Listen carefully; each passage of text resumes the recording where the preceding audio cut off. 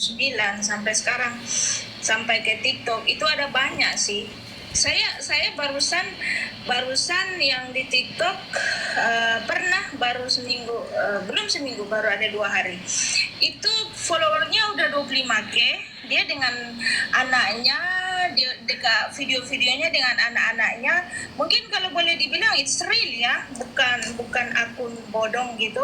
Tapi yang namanya kalau kita seorang perempuan tiba-tiba ada orang masuk DM suddenly minta nomor telepon, itu nomor telepon itu kan kita punya private kan, kita punya privasi kan. Jadi kalau kita sebagai perempuan ya jangan dikasih dong ya, terkecuali kitanya mau, kayak ibu Miss Yuni bilang tadi, kitanya yang mau, katanya terhege-hege gitu kan.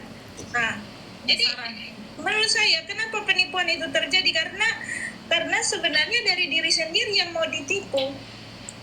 Kok mudah banget orang hanya kenal lewat online, kita tidak tahu, tiba-tiba kita udah sok kenal sok dekat.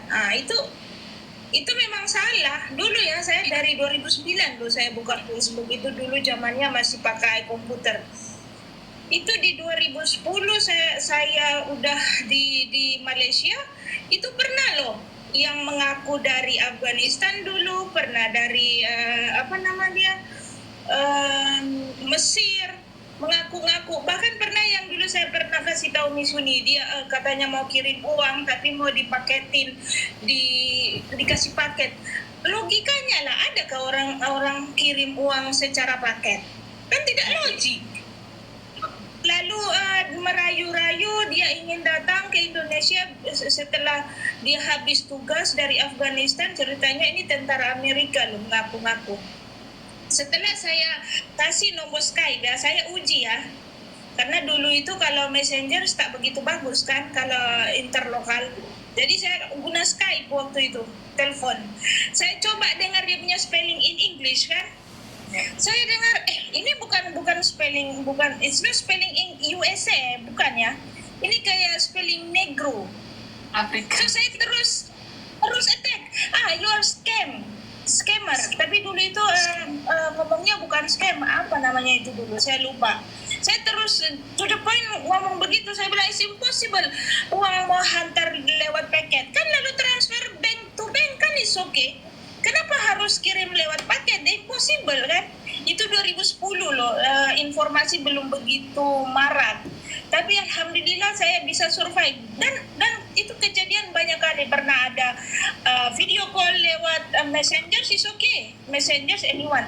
Tapi kalau sudah sampai message-nya sudah private, tanya kita punya hal pribadi kita, apalagi sudah lebih mendalam, itu kita otak harus jalan loh.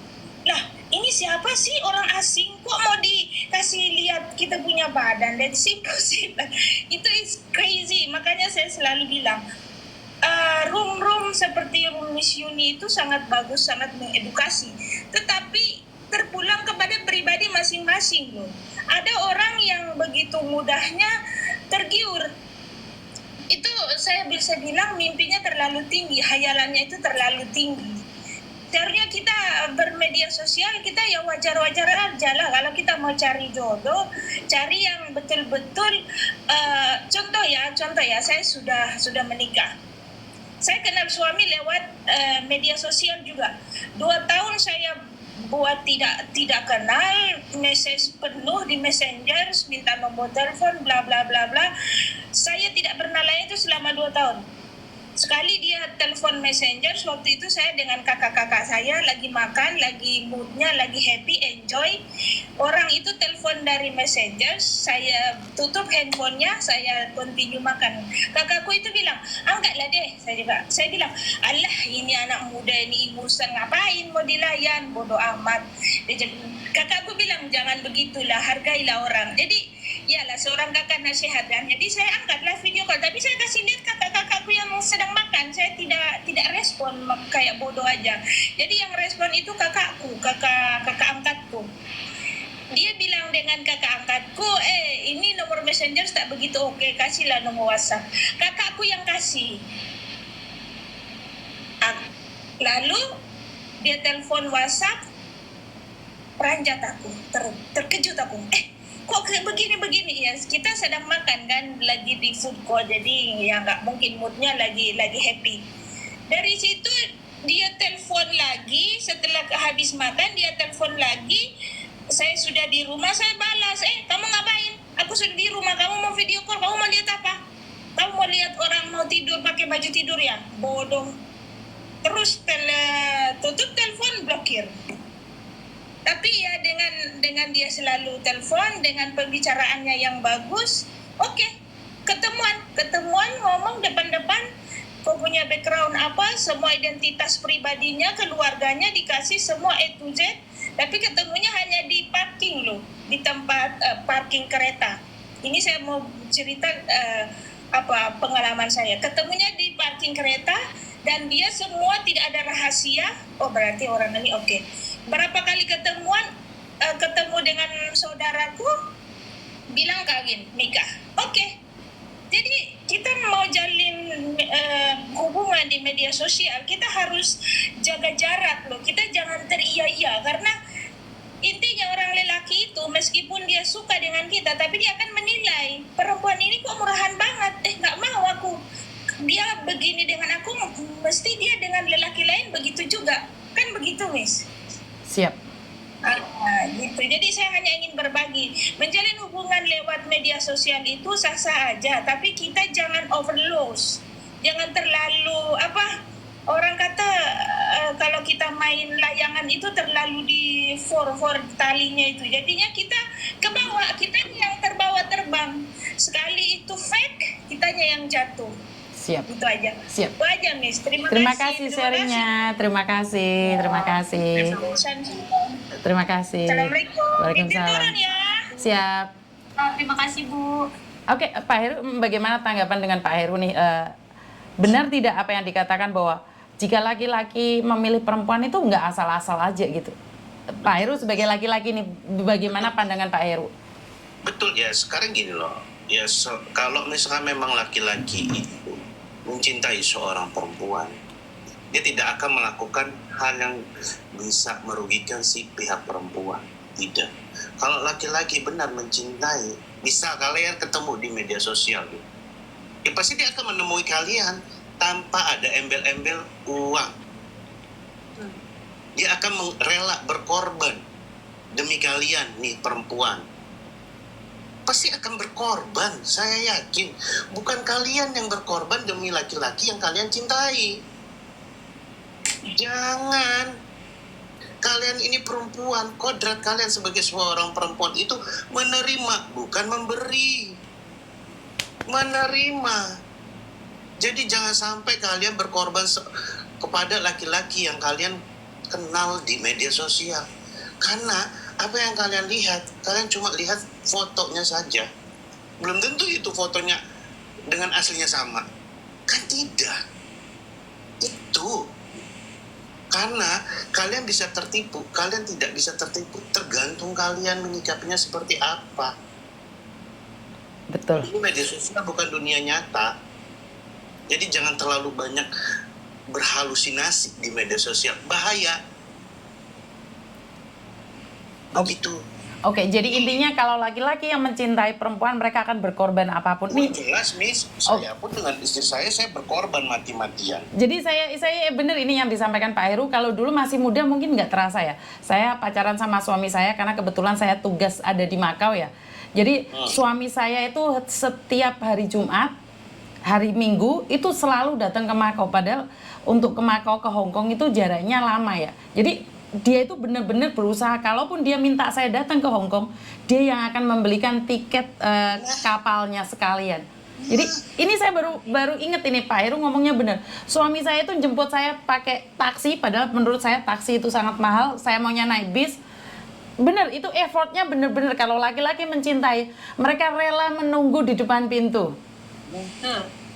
Ya iya, sekarang gini loh. Saya pun akan melakukan hal yang sama. Apapun gitu loh, demi seorang perempuan yang saya cintai, saya rela gitu melakukan hal apapun gitu. Apalagi kita kalau misalkan kita masih pacaran gitu, itu kan harus terlihat lebih apa ya, di mata perempuan itu biar si perempuan itu wow ini laki-laki gitu kan. Betul. Kalian seperti itu, kalian ini perempuan, kalian harus punya harga diri sebagai seorang perempuan. Kalian mau dihargai, tapi kalian malah diinjak-injak gitu loh. Diinjak-injak habis-habisan. Kalian terlihat gampang, kalian terlihat murahan. Kenapa saya bisa bilang seperti itu? Kalian kenal di media sosial, kalian tukeran nomor handphone, kalian teleponan, kalian video call sampai buka baju. Nah, gimana kalian nggak diinjek itu kalau kalian melakukan hal seperti itu? Itu namanya laki-laki. Istilahnya kayak kucing dikasihkan nasinya dicaplok, dimakan, dihabisin gitu. Intinya kita sebagai wanita sih carilah pria yang siap meratukan kita. Yang siap meratukan kita sebagai wanita. Tapi Jangan ingat, kalian yang berkorban gitu loh. tapi ingat satu, sebelum kamu ingin menjadi ratu, rajakan dulu laki-laki. Nah, Nah ini nih Miss Yuni, WNI TKW Hong Kong bisa tolong dinaikin nggak Miss? Bagaimana naikinnya? Saya belum bisa on cam. Kalian kalau mau follow dulu akun saya yang ini, nanti saya bisa on cam. Bagaimana naikinnya? Wen, kan kamu minta. Bagaimana naikinnya? Ini Miss Yuni kayaknya harus Klik punya namanya. moderator deh. ya Miss harus punya moderator ini. Ada moderatornya kan? Oke, nggak tahu saya itu. Saya nggak pernah main kayak gini. Nah ini, oke. Udah naik. Gimana? Halo. Mbak Weni, ya halo. Ya, selamat malam Pak Heru. Halo Malam. Madam, salam kenal. Iya Bu. Dulu saya moderatornya Miss Yuni yang akun lama, karena ini akun baru saya belum jadi lagi. Oh, ya gimana pertanyaannya tadi? Iya Kak, Pak, maaf sebelumnya. Ini kan dengar-dengar dari banyakan kan TKW kepincut Pak Polisi. Nah, setahu saya di desa saya Pak Polisi itu kalau cari pacar itu mereka tuh memilih yang selevel, sederajat.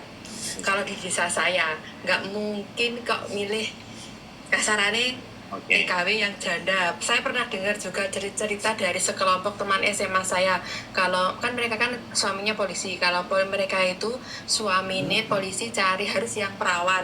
Kalau nggak perawan, kalau yang nggak single nggak bisa naik jabatan atau gimana gitu. Enggak. Saya pernah dengar nggak berarti cuma bawa ya cerita itu. Jadi gini, oke bisa saya jawab pertanyaannya ya, Mbak siapa ini? Iya. Jadi gini loh Mbak, kalau saya pribadi ya, karena Mbak nanya ke saya, kalau saya pribadi,